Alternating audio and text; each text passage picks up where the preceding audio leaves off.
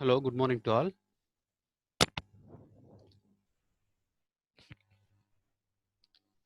Hello,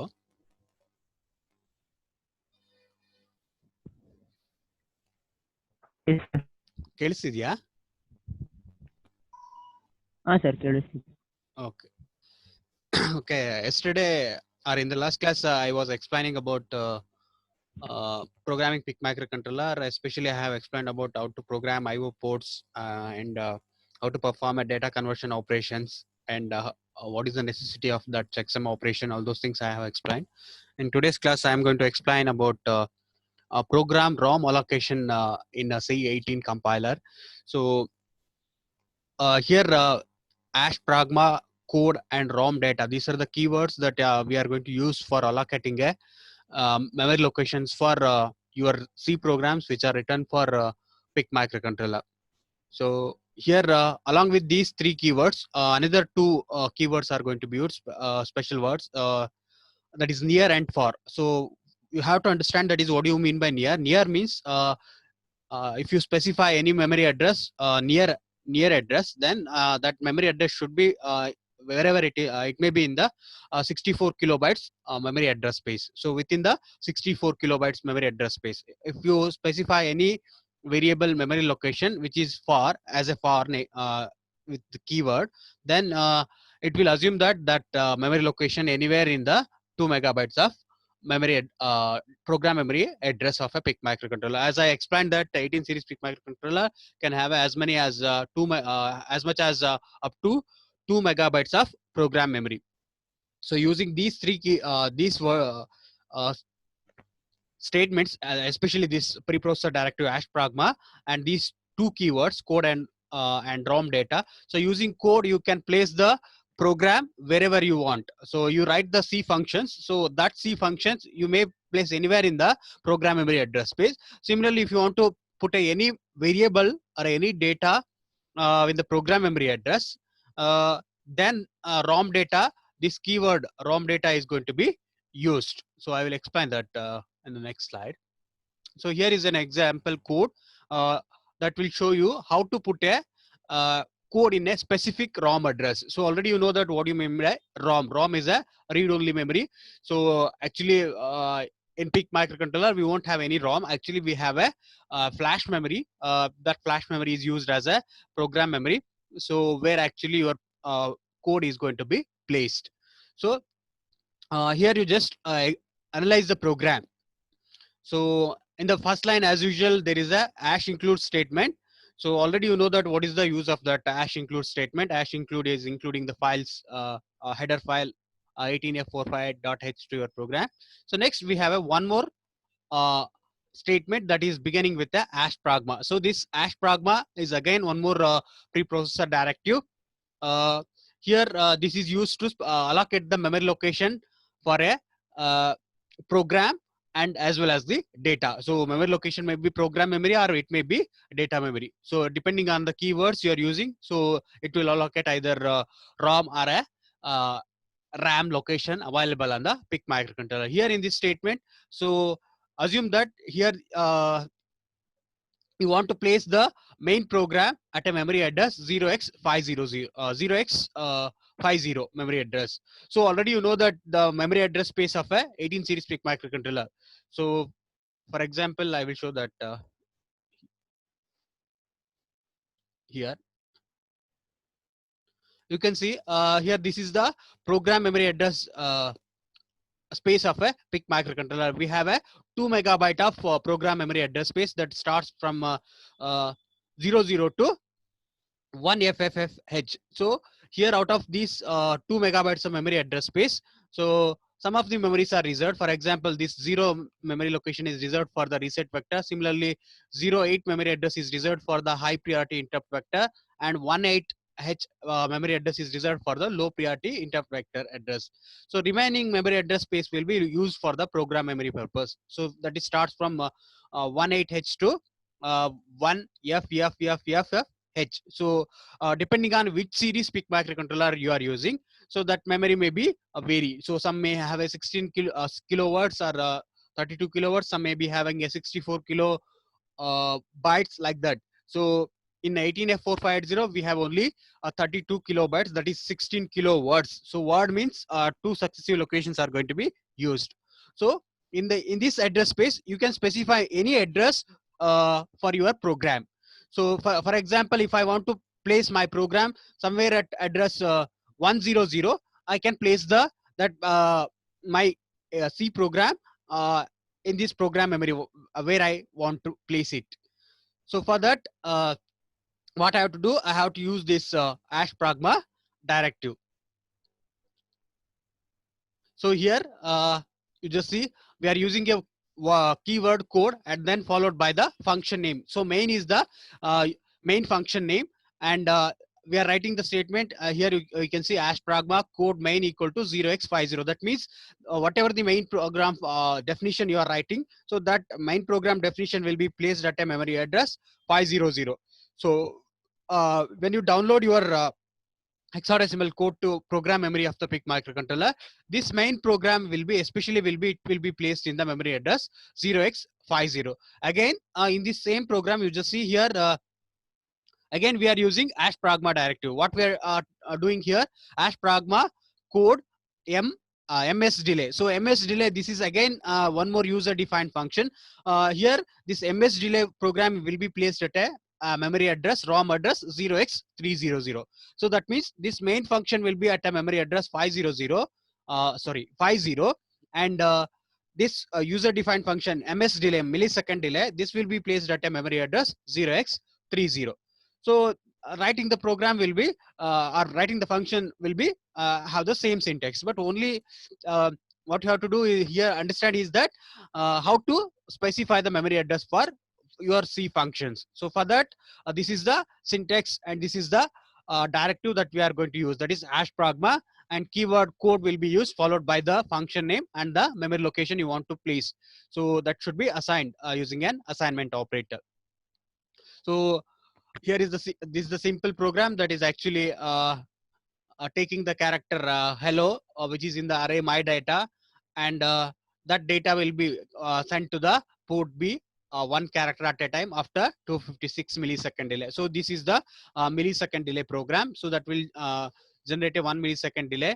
So that will be repeated for 256 times. So that for every 250 milliseconds, each characters which is in the my data that will be transferred. So here for loop has been used, that is z equal to 0, z less than 5, so that there are 5 character in this string, so that is hello. This all the 5 strings will be transmitted transferred to the port B. So are you following me what I am telling for with this program? ಅರ್ಥ ಆಗ್ತಿದೆಯಾ ನಾನು ಏನು ಹೇಳ್ತಿದ್ದೀನಿ ಅನ್ನೋದು? Hello. So hash pragma directive use ಮಾಡೋದು ಹೆಂಗೆ ಅಂತ ಅರ್ಥ ಆಗ್ತಿದ್ಯಾ? So this hash pragma directive we are not using in your lab programs. Actually, in lab we are using 8051 microcontroller, but in that 8051 C51 compiler, we won't have this hash pragma directive. Hash pragma directive is there, but we are not using this hash pragma to put our program or a function in a specific memory address. So this is an example program that will show you how to place your C function or your C code in a specific memory address of a PIC microcontroller using hash pragma directive. So this is the syntax you have to remember for that one. These are the statements, 2 important statements.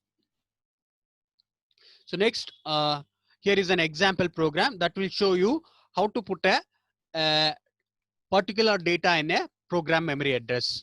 So previous example, we have seen that how to put a entire program in a particular program memory address, that is ROM. So here you can see again in this program we are using hash pragma directive. This hash pragma directive, but here we are using a keyword ROM data. So in previous case we were use the word code because we want to place the code in a memory address. So this code keyword will indicate the compiler that we are placing the main is a code, so that has to be placed at a 500. So main actually is the function name. So this main function's code should be placed at a 500. So here we are using a keyword ROM data. That means it is a data which is placed in the ROM or read-only memory. So this my data is the user defined variable. So this variable memory will be allocated. So one thing you have to understand here is that before using that variable, you have to specify the memory address where you want to place that variable. So here you can see here is the syntax for that uh, particular data you want to place in the ROM data. Here, before while declaring that uh, a variable my data, so they have telling that this is placed at a near ROM. So they are using the keyword near ROM, then const. So they are telling that this is a constant. So because one thing you have to understand is that program memory usually it is a read-only memory. So ROM is a read-only memory, so that you cannot write operation. So it cannot be variable. Variable means it is a entity. Its value should be can be changed at any time in your program. But here, if it is placed in the ROM, you cannot change that one. Once it is returned to the ROM address, it is fixed. So here, that's why they are using the keyword const. So that means this char is the data type. So this my data is a character type array. So that holds the constant where actually it is placing, which is placed at the near ROM address. So near ROM address means this will give the compiler an information that it will be placed within the 64 kilo address range. So hello is the initial value that you want to initialize that my data array. So this hello, all these 5 character will be placed at a memory address 0x200. So here in this main program, what actually they are doing, they are taking one temporary variable z, then tris_b they are making as a port b output port, then port b equal to my data z. That means the character which are at 200 memory location, which is given the name my data, so that will be transferred to the port B. Each character will be transmitted. Character will be transmitted to the port B. So just understand these two statements. So how actually you have to put the particular data in a program memory address. So for that, you just use the #pragma directive ROM data, and my data is a user defined name. So these are the two keywords you have to remember: #pragma and ROM data. And this is the syntax you have to follow. So you have to specify the variable name or the constant name. You want to put that into a memory address. Then where you want to put that memory address should be specified. This is a memory address 0x200. So next we will see the data RAM allocation in C18 compiler. So again here also we use that keywords near and far. So ಇಲ್ಲಿ program memory access ಮಾಡಬೇಕಾದ್ರೆ, so program memory, we have a large program memory compared to the data memory address space. We have a large program memory address space in the microcontroller, as many as I told that as much as that 2 megabytes. So here but we have a limited RAM. That is we have a RAM about around 4 kilobytes. So again in this memory allocation, we use the keywords near and far. So near means you are accessing your RAM memory location which is in the same in access bank. So as I told that 4 kilobytes of program memory, data memory of PIC microcontroller is divided into 16 bank. So there are 16 bank. We each have a 256 storage bytes. So if suppose if you are accessing a current access bank which is specified by the BSR register, already you know that there is a one special function register called BSR, that is bank select register, that will have a 4 bank select bit that will select the any one of the 16 storage banks, data RAM bank. So whichever the bank is specified by the BSR register at that moment, that memory you are accessing, that will be considered by the keyword near. Next, far. So this when you use the far keyword, so this will mean that you are placing the you are accessing the variable which is may be placed anywhere in the entire RAM address. So here again for specifying the RAM address for a variable or any data, so we use the key compiler directive #pragma, and then we use the keywords idata and udata.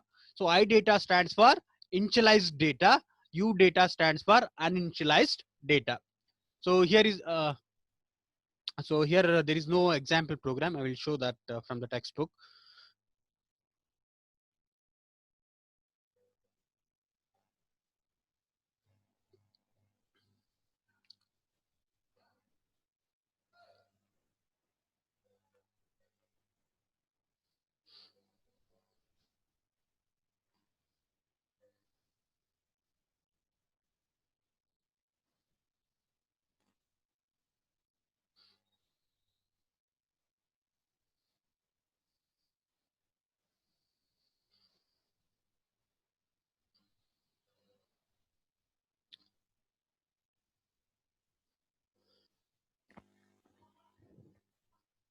So here is an example program. You can see here this program.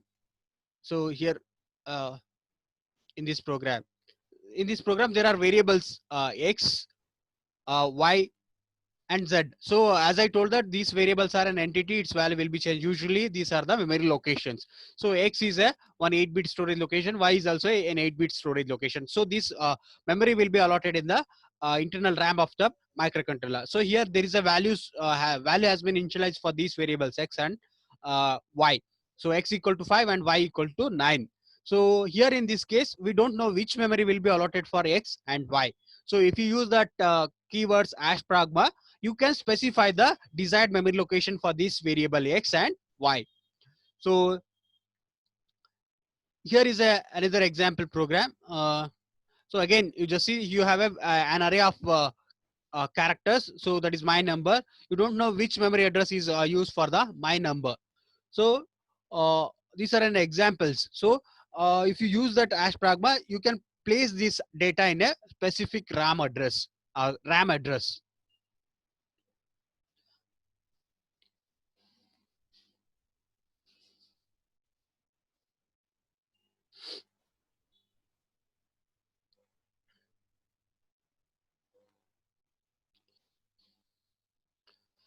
So here is an example code. Just see. They are using the keyword near unsigned character my data.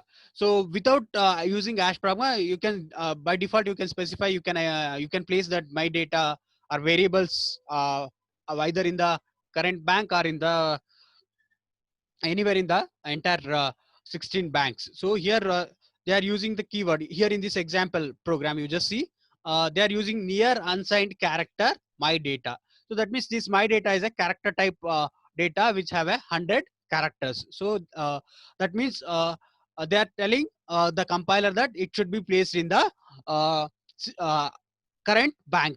So in current bank at this moment you don't know actually which memory has been used. So you by using #pragma directive, you can place this variable or string my data character string at um, my data. It can be placed at a specific RAM address.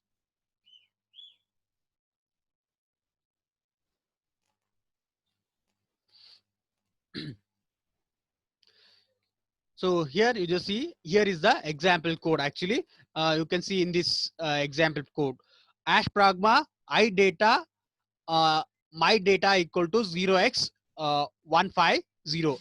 So that means they are using #pragma directive, they are assigning the memory for this variable my data. So my data is assigned with the memory address 0x150. 150 is the data RAM address. So this RAM address will be allotted for the my data. So here they are using the keyword idata along with #pragma. Using #pragma, you can put the data in the memory of the PIC microcontroller. Along if you use the proper keywords, either code or a ROM data, I data, or a U data, you can place the data in either in the program memory or in the data memory. So using I data, you can place the data in a RAM. So here my data will be allotted a memory address 0x50. So that after this #pragma directive, you are writing the declaration statement, that variable declaration statement, and also you are initializing that variable.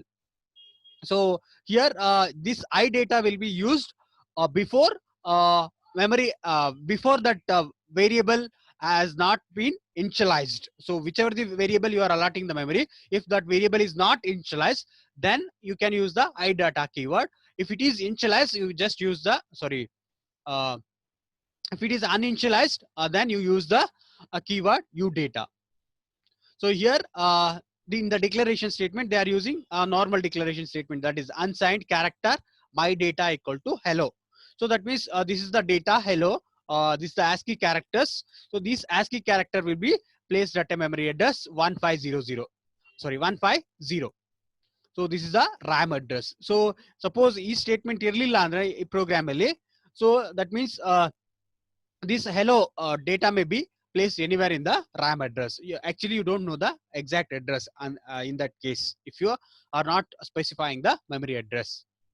So ultimately, if you take any variables, it will be in the one of the memory location. Either it may be program memory or it may be data memory. Depends on what type of data you are handling. So if you are handling a constant, usually sometimes that constant can be placed along with the program memory. If you are handling a variables, it should be in the RAM. So don't worry about the main program. They are written some simple program, but you just remember these points, how to use this ash pragma and what happens if these statements has been used in your program. So ash pragma idata, if you use this statement, so you can specify the RAM address for a if you desired variable you want. So you just see after execution of this program, if you examine the program memory data RAM address 0150, you can see here in this memory map, that is at memory address, there is a 48, 45, 4C, 4C, and 4F. So these are the ASCII values of HELLO. So that's why it will be placed here. So for example,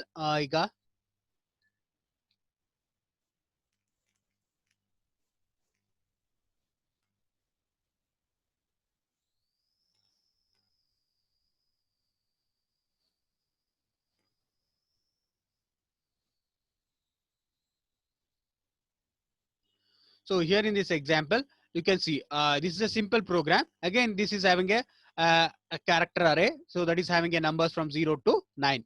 So this is a these are the character array. So this my name is the that character array's beginning name. So here in this case, we have not specified any specific RAM address. So here in this example, when you run this program, if you examine the memory at 0500, at 0500, this data has been placed. You can see zero's ASCII value, that is 30, that has been placed at a memory. Actually, it is at 501 memory, 0501 memory address. So 30, 31, 32, 33, 34, 35, 36, 37, 38, 39. So in this way, this data will be placed in the RAM. So here in this example, we don't know which memory has been allotted for the my data number. So if you use the ash pragma directive, you can specify the desired memory address. So in this example, so actually we are specifying the memory address 0x150 after execution. So this variable, whatever the variable you are specifying memory address, that variable's data will be placed on the specified desired RAM address. So here is a one more example, that is using ash include ash pragma directive, that is ash pragma udata. So here they are taking that my count as an uninitialized data. They are taking a my count as a one variable. So this my count is actually an array of character. So that has 100 characters. So that for this my count, they have allotted the memory address 0x200.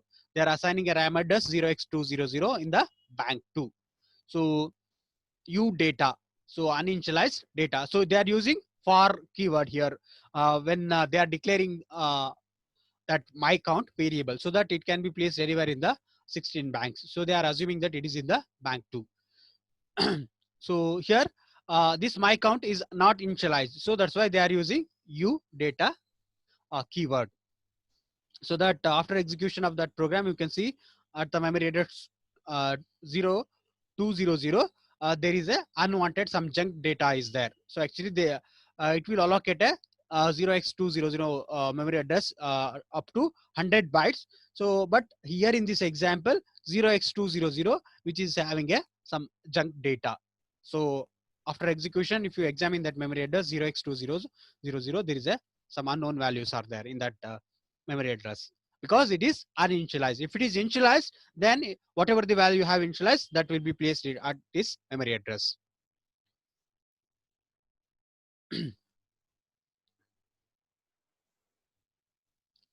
So here in this PPT, I have not put that programs. That's why I have taken it from the textbook. So next we'll see uh, one more important point is that is overlay storage class. So here in your C program, as I told that variable is an entity, its value can be changed at any instant in the program. So actually these variables will hold the memory address, some of the memory location is nothing but some memory location. So as we know that in microcontrollers, these has to work in a restricted memory. We have a limited RAM and limited ROM. Uh, we have only 4 kilobytes of RAM in the PIC microcontroller. So all whatever the variable in your C program, all the variables and varying data should be placed in that 4 kilo RAM. So out of that 4 kilo, some of the memories are already reserved for the special function registers. That memory address, that address you cannot use it for the, that space cannot be used for the data storage. So uh, in this case, there is an option for you in order to use that RAM location effectively in your C program. So here we are going to use a keyword called overlay. So here in this example, you can see there are two functions, program A and program B. There are two user defined functions. So in both program A and program B, there are variables. Here there is a variable called X, which is initialized to 0, and X equal to X plus 1, return X. So again, there is a one more function that is called program B, overlay, unsigned character y equal to 0, y equal to y plus 2, and return y. So in both in this example, they are using the keyword overlay while defining these variables, or declaring these variables. When these variables are declared, if it is termed storage class is specified as a overlay, the memory which is used for the variable X, that will be used for the Y, because in the program A, the storage class will specify the visibility and lifetime of the variable. So by default, any variable which is declared inside the function, that will be considered as a local variable. Its visibility only to that particular local variable, that particular function. When that function execution terminate, when the control will be come out of the function, so that variable will be lost. So here in this case, X will be allotted with some memory. So this is a local variable. So this variable will be released after execution of this program A, this function program A. So same memory which is allotted for the X, that can be used in the Y in another function, so that it will make a efficient use of the limited memory RAM available on the microcontrollers using overlay code. So if you use the overlay code in your program, so that X and Y will be allotted with the same memory address, so that you can save the some of the memory address. You are not saving, that means you are using effectively that memory address, limited memory address. So same memory has been allotted for the two variables, because both the variables simultaneously doesn't exist. So only this variable will be exist when this function is executing. When this function execution will be terminated, so it is not going to be used. So same memory can be used for the variable which is in the another function. So if you use the overlay, so you can make use of that limited memory in the RAM of the PIC microcontroller effectively in your software development. So this will increase the program. This will increase the efficiency of your program. These are the points you have to remember while writing any program or any code to your embedded system. So next we'll see the timer programming. So already you know that what is the use of the timers. Timers are the modules that are going to be used to generate the timing intervals, and sometimes these timers also can be used for counting external event as well. So these timers will count the system clock. So depending on how much of time it will take for one count, so you can calculate the you can generate the desired delay by generating a proper count on these timer modules. So in this PIC microcontroller, 18 says PIC microcontroller, we especially 18F450, we have a 4 timer modules: timer 0, timer 1, timer 2, and timer 3. Out of these 4 timers, all timer 2 is the only one, so that is 8-bit timer. All other 3 timers are 16-bit timers. So you should know the difference between 8-bit timer and the 16-bit timer. 8-bit timer means it will count 8-bit maximum 8-bit value. If it is a 16-bit timer, it will count a 16-bit maximum value. That is 16-bit counter will count up to 65,536 count, whereas 8-bit timer will count only 256 counts. So if you want to generate a large time delay, your timer has to count more number of counts. So then you can go for the 16-bit timers. And also you have an options to program these timer 0, timer 1, and timer 3 module, even it is as an 8-bit timer. So already I have explained about these features of these timer modules in the second unit. Now we will just focus on how to program these timer modules for generating time delay using either timer 0 or 1. So here I'm considering timer 0. So already you know that this timer 0 is a 16-bit timer. It can be configured either it as a 16-bit timer or a 8-bit timer. So T0CON, timer 0 control register. This is the special function register that is used to control the operations of timer 0. Along with this T0CON, we can use the INTCON, that is interrupt control register, because we know that all these timer module will generate an interrupt if it is enabled. So after reaching desired count or reaching maximum value, each timer module interrupt is enabled, it will generate an interrupt to the microcontroller. If it is disabled, or you are not using any interrupt means, then you can don't worry about using this INTCON, interrupt control register. So, and also we know that each these timer module will have especially this timer 0 will have 2 separate 8-bit timer register that will combinedly act as a 16-bit timer, that is TMR0L, TMR0H, that is timer 0 lower register and timer 0 higher register. Combinedly, it will hold the 16-bit count. So here is the explanation about that T0CON register. Already you know that what is the use of this TCON register. So this TMR 0 on. So a 7th bit of T0CON register, which is used to turn on or off the timer 0 module. If it is 1, timer will start to count. If it is 0, timer will be stopped. So this is the bit that is going to be used to on or off the timer 0 module. So next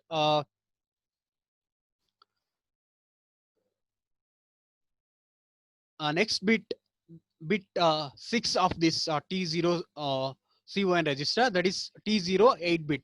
So this bit will decide whether your timer 0 module has to be 16-bit timer or a 8-bit timer. So if I want to use this timer as a 8-bit timer, then I have to configure it as a I have to set the D6 bit to 1. If I want to use it as a 16-bit timer, then I have to make D6 as a 0. So next D5. So D5 are 5th bit of the timer 0 control register. So timer 0 CS, clock source select. So as I told us, these timers will count the system clock when it is configured as a timer module in order to generate the time intervals. When you are using these timer modules for counting external events, it will count the clock pulses coming from the timer input pin. Each timer module has its own timer input pin. So that will be decided by this 5th bit D5. So if this bit is equal to 1, external clock which is coming at the 4th bit of the port A, that is the input for the timer 0 input pin. So timer 0 clock input pin. So whatever the clock is coming from that RA4, that will be counted for every rising edge or depending on edge selection. So rising edge or falling edge. So clock count will be incremented. If it is 0, internal system clock will be counted. So how many clock it is actually taking? F oscillator divided by 4. That means after every 4 system clock, one count of timer 0 will be incremented if d5 equal to 0. If it d5 equal to 1, it will be incremented for every rising edge coming from the RA4. If it is, it will depend on the d4.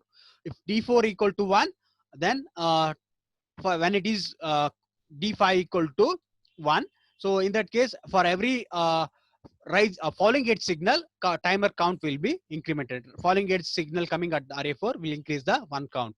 So if d4 equal to 0 and d5 equal to 1, in that case only, during the rising edge of the external clock coming at RA4, that timer count will be incremented by 1.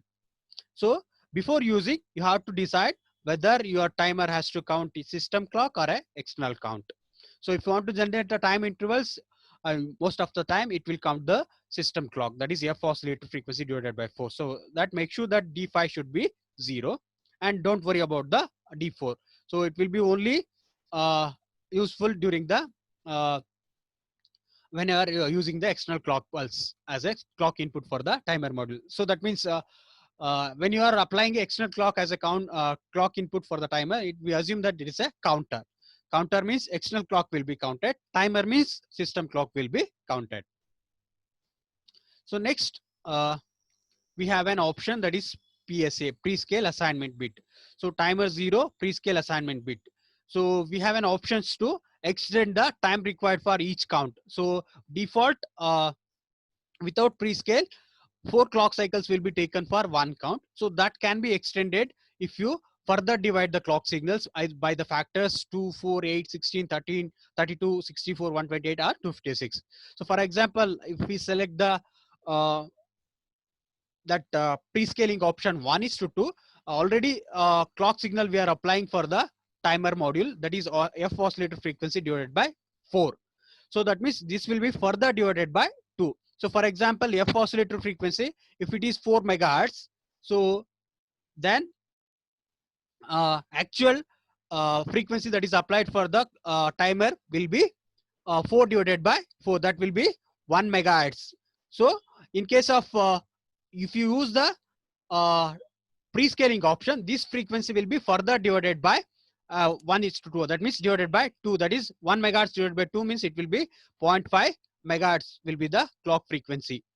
So you should know that as the frequency increases, time will be decreases. As the frequency decreases, time will be increases. So that if you divide the clock input coming from if you apply the prescaling option to this timer, time required for the each count for a timer, that will be increased. So that large time delay you can generate from the timer modules.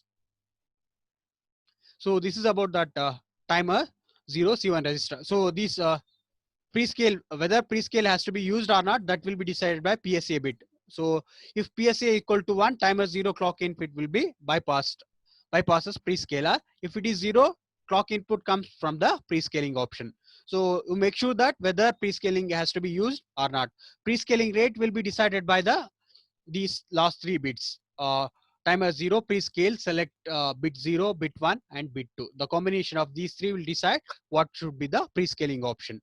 So if it is 0, 0, prescaling will be 1:2. If all the last 3 bits are 1, 1, prescaling will be 1:256. That is clock input for the timer. When the clock selects, that is prescale select bits are 1:256, then the clock signal that is applied for the timer, that will be divided by F oscillator divided by 4. Again, that further will be divided by 256. So that frequency will be reduced, so that the time required for the each count will be increases. So here are the a step to program timer 0 in 16-bit mode. So if I want to generate a time delay, what are the steps I have to follow in order to generate a desired time delay from the timer 0 module? Hello. Timer 0 in 16-bit mode. To generate a time delay using timer 0 mode, in 16-bit mode, the following steps are to be taken. So here, first what you have to do, load the value into the timer CON register, timer 0 control register. First, I have to write the proper control bit into the timer 0 control register. You have to set and reset the corresponding bits, as I told that. So ಈಗ ನೀವು 16 ಬಿಟ್ ಆಗಿ use ಮಾಡ್ಬೇಕಂದ್ರೆ ನೀವೇನ್ ಮಾಡ್ಬೇಕಾಗತ್ತೆ, ಟೈಮರ್ಲಿ first 16 ಬಿಟ್ timer ಆಗಿ use ಮಾಡ್ತಿದ್ದೀರಾ ಅಂದ್ರೆ then you have to make sure that this bit should be 0 and timer 0 CS clock source. If you want to generate a time delay, if you want to generate a clock, it has to use an internal clock, then you make timer 0 CS as a 0 and source edge. So don't worry about this, make it 0 and prescale assignment. So whether prescaling is required or not, if you are not using prescale, then make this PSA 1. If you are using prescale, make it 0. So next, prescale rate select. If you are not using prescale rate select, so assume that these 3 bits should be 0 0 and make sure that what is the value you are getting here. uh, if you encode it, if you will get the value that is 0 8. So that means first you have to in the beginning, in the programming of that timer module, first you have to write the proper value for the timer 0 C1 register. That is, now to configure it as a 16-bit timer, you have to load a 08 on the timer 0 C1 register. So next, load a register timer 0 higher followed by a timer 0 lower with the initial count value. So for example, if I want to generate a 1 millisecond delay, so I have to set the proper count value for this timer register, because these timers will count from its whatever the value when timer is turned on to a maximum value. So in order to generate a desired time delay, I should know the how many count a timer has to count for generating desired delay. So I have to calculate before loading proper value to the timer 0 and timer lower register. First, I have to calculate how many counts are required for 1 millisecond. Then have to subtract that value from the maximum value so that I will get the initial value. What should be the initial value that you have to load for this timer 0 higher register and timer 0 lower register. So with initial count value, then start the timer with an instruction BSF timer 0 CON timer 0 on bit. BSF, this is actually an assembly language instruction. So assembly language al baribekadre program na BSF instruction use ಮಾಡಿ. BSF stands for bit set. So which bit? Bit of a timer 0 control register. Bit name, that is timer 0 on bit. So that is the 7th bit of the timer 0 control register that will be set. So that timer will start to count. So after setting in your C program, actually what you have to do in your C program also, you can access, you have an options to address the bit, individual bit of a that SFR T0 CON special function register. So you specify the that timer name, SFR name timer 0 CON followed by bits dot, then followed by bit name timer 0 on bit. So if equal to 1 means that will set the bit. So it will start start the timer to count. So next, after turn on timer, keep monitoring the timer flag. So as we know that each timer has its associated flag. So you have to what you have to do in the program, after starting timer to start to count, you have to continuously monitor the timer flag, so that make sure that desired count has been completed, to see if it is raised. So if it is raised means it has counted the how much of count I wanted to count from the timer module. That means it has reached the time I wanted to generate from the timer module. So get out of the loop when timer 0 IF becomes high. So then stop monitoring that bit, and then stop the timer with instruction BCF. BCF stands for bit clear. Bit clear timer 0 control register, bit name timer 0 on bit. So or in your C program, you use that bit and bit handling statement. In that you can write the timer 0 control bits dot timer 0 on equal to 0. That will stop the timer. So next, clear the timer 0 IF flag.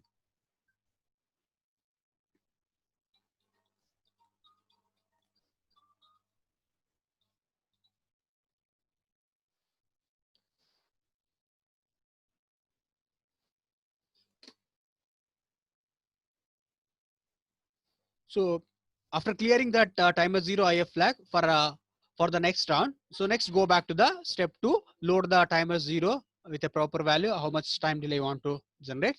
So according to that, you can generate the time. So here is the uh, steps to calculate the timer initial value. So assume that here in this example, you are using a crystal frequency of 10 megahertz. So this is the frequency that is applied to your PIC microcontroller. And also assume no pre-scaling we are using, and steps in finding the timer 0 and timer RL register value.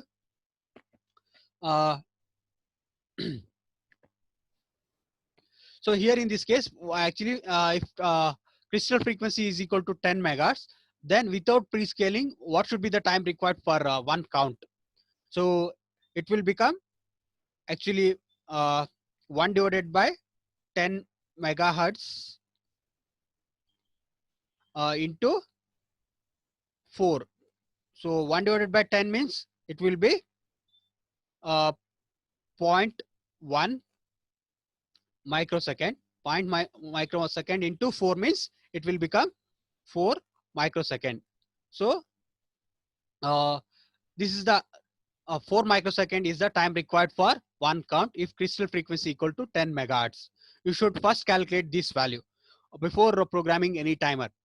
So then perform 65,000 minus 536 minus n. So where n is the decimal value we get in step 1.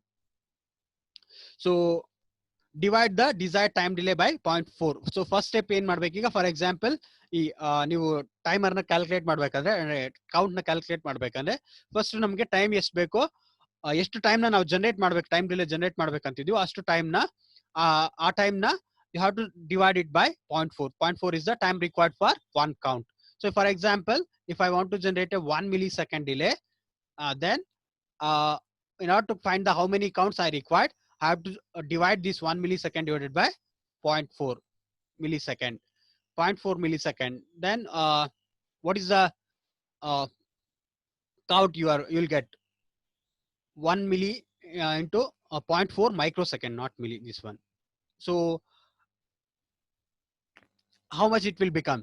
1 divided by 0.4 means it is 2.5 into 10 to the power of 3. So that means 2,500 counts are required.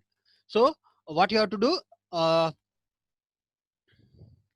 So here in this case, what you have to do? That 2,500 counts are required for 1 millisecond. So this count should be subtracted from the maximum value. So if it is a 16-bit timer, then maximum value will be 65,536. So 65,536 minus n. So n is the value you will obtain by dividing the desired time delay by the time required for one count. So then this value should be which is in the decimal value. You'll get the value when you subtract that decimal value. You need to convert into hexadecimal because you need a 16-bit value. That value should be stored in the 2 separate register. So convert that into a hexadecimal format. So whatever the value after subtracting, then place that value. So that is lower 8-bit of that converted hexadecimal will be placed at the timer 0 lower register, and upper 8 bits of that converted hexadecimal value should be loaded to the timer 0 higher register. So are you following me what I am telling? So here in this example, for example, 1 millisecond. So 65,536 minus 2,500. So minus 2,500. How many count it will take? So calculate yourself.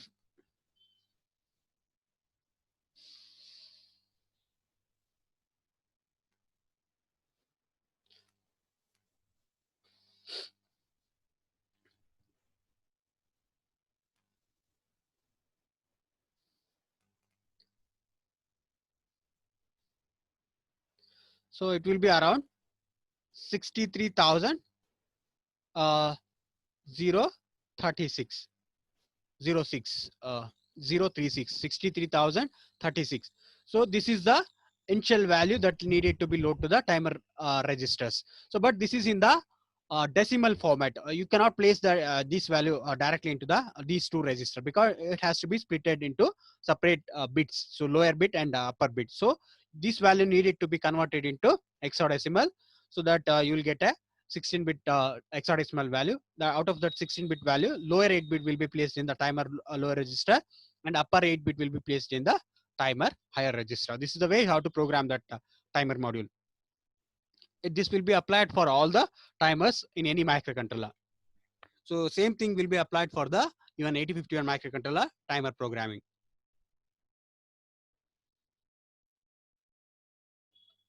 So already I have explained about the timer 2 module. I don't think I need to explain again this one. This is you just follow the second chapter. Already I have explained about that, how actually timer 2 is going to work. So timer 2 is different from the other 3 timers. This is an 8-bit timer. This is also an up counter. It will count from 0 to maximum value, but actually it will count from 0 to up to a value which is specified in the one special register called PR2 register, that is called as a period register 2. So this PR2 register. So usually other timers will count from 0 to maximum value. So here, if PR2 is having what is the value of PR2, that will be the maximum value. So when this timer value matches this PR2 value, it will set the timer 2 flag. So this timer 2 is having both pre-scaling and post-scaling option. You can use of that one, pre-scaling and post-scaling, to generate the large time delay. So if you use the pre-scaling, input clock will be divided. If you use the post-scaling, output flag can be delayed for a 1:16 cycles. So you have a post-scaling option from 1:1 to 1:16. There are 4 post-scaling selection bits are there. So using that 4 options, you can delay the setting of this timer to IF flag. So this is the register, special function register, timer 2 control register, that is used for controlling the operations of timer 2 module. So if you want to know the example program for this one, wait a minute.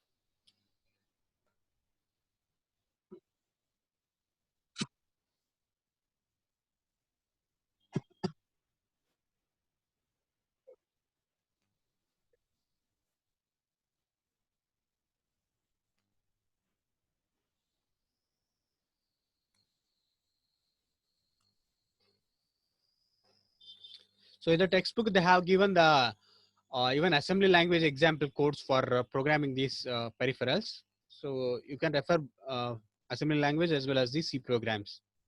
So it will be easy if you program these timers in C language rather than assembly language, because you need to study the instruction set.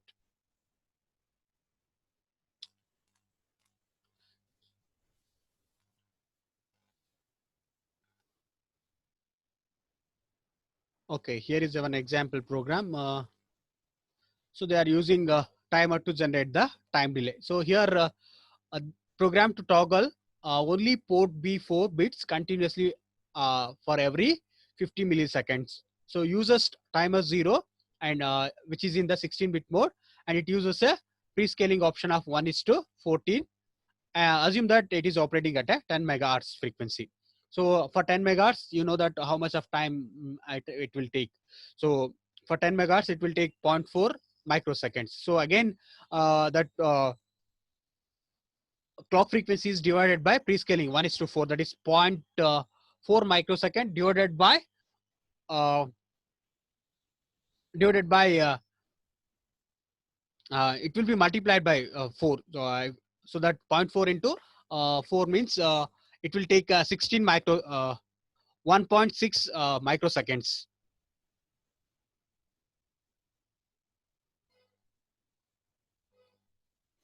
So in the program, they are configuring RB4 as a output line because they want to toggle that RB4. So it will be toggled for every 50 milliseconds. So that 50 millisecond delay is generated by the timer 0 delay program. So here in this main program, they have written the program in infinite loop. Inside that my bit equal to my bit cap 1. So my bit will be toggled between 0 and 1. They are calling delay every time. So here in this delay program, you just observe that in the delay function. So first what they are doing, they are loading a proper value for the timer 0 control register. For timer 0, they are loading a value 0x01. So that means timer 0 will be operated in a timer 0 and 16-bit mode, and 1:4 prescaling will be assigned. So next, they are loading a proper value TH0 and TL0. That is the initial value for the timer 0, that is 85EE. So that is the hexadecimal value they have generated. So you just calculate yourself. I have shown the steps how actually they are calculating these values. So they here in this program they are using a prescaling option so that time required for the one count for 1:4 prescaling will be 1.6 microseconds. So you need a 50 millisecond delay. 50 millisecond divided by 1.6 means you will get the some desired value. So that value will be converted into hexadecimal. That will be subtracted from the maximum value. You will get the some values that will be converted into hexadecimal, and that has been initialized here. So next, what they are doing, then they are turning on timer 0. So how actually they are turning on? Just they are using the timer name, timer control register name. So timer 0 control register bits dot timer 0 on equal to 1. This statement will start the timer to count. Then they are waiting, continuously monitoring the timer flag. So while int control bits, int con interrupt controller, that if timer 0 if flag is in the interrupt control register. So timer 0 if equal to 0, they will wait. So while statement will be continuously monitor that timer 0 if flag.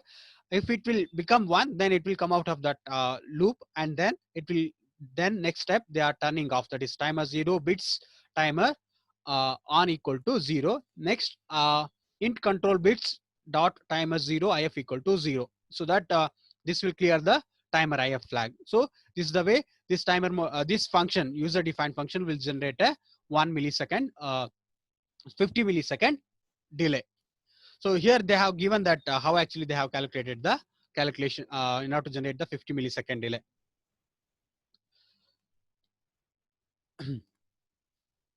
So actually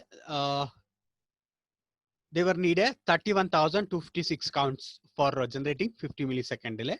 So they have, in this example, they have reversed that process. So actually the initial value is 85EE. They have subtracted that from the maximum value. So this is the count actually they wanted to count. Actually, this is converted into decimal value, that is 31,249 plus 1. So that is an extra count will be taken. So 31,250. So total time you will get, that is 31,250 into 4 into 0.4. 4 is the prescaling option. So you'll get a 50 millisecond delay from this function. So I will stop here. In the next class, we will see about the programming of serial ports. If you have any questions about this class, you please ask me. I cannot explain all the programs. I will explain some of the programs. For more detail, you refer the textbook. So they have given code for each of these peripherals, how to program.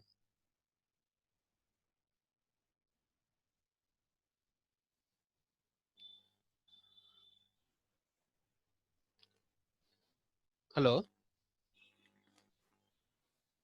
Yes, sir.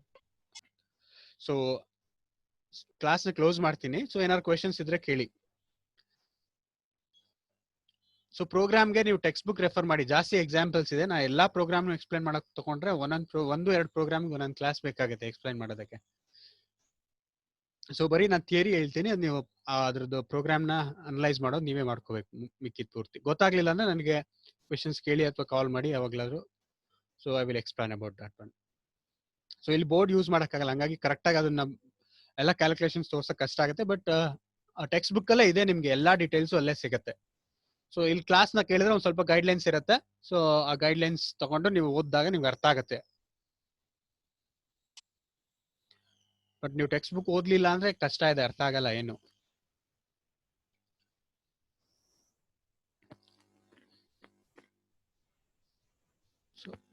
ಎಲ್ಲಿ assignment ಯಾರು serious consider ಮಾಡ್ದಂಗಿಲ್ವಲ್ಲ? Assignment ಯಾರು ಬರ್ದೇ ಇಲ್ಲ? Sir ಬರ್ದಿದ್ದೀನಿ sir. ಅದೇ ಇಬ್ರು ಮಾತ್ರ ಕೊಟ್ಟಿದ್ದೀರಾ, ಮಿಕ್ಕವ್ರು ಯಾರು ಬರ್ದಿಲ್ಲಲ್ಲ? ಮಾತಾಡೋದು ನೀನು. ಹಲೋ. ಸೊ ಕೊನೆಗೆ ನಿಮ್ಗೆ ಬರ್ಡನ್ ಆಗುತ್ತೆ. ಯೂನಿವರ್ಸಿಟಿ ಅವ್ರೇನೋ ಎಕ್ಸಾಮ್ ಕಂಪಲ್ಸರಿ ಮಾಡ್ತಾರೆ, ಮಾಡ್ದೆ ಅಂತೂ ಇರಲ್ಲ. ಸೊ ಅದು ಇನ್ನೂ ಟೈಮ್ ಇದೆ. ಒಟ್ಟಿನಲ್ಲಿ 15 days ಏನೋ ಟೈಮ್ ಕೊಟ್ಟಿದಾರಂತೆ. ಯೂನಿವರ್ಸಿಟಿ ಅವ್ರು ಡಿಸೈಡ್ ಮಾಡಿ ಹೇಳ್ತಾರೆ 15 days ಅಲ್ಲಿ ಎಕ್ಸಾಮ್ ಯಾವ ರೀತಿ ಇರುತ್ತೆ ಅನ್ನೋದು.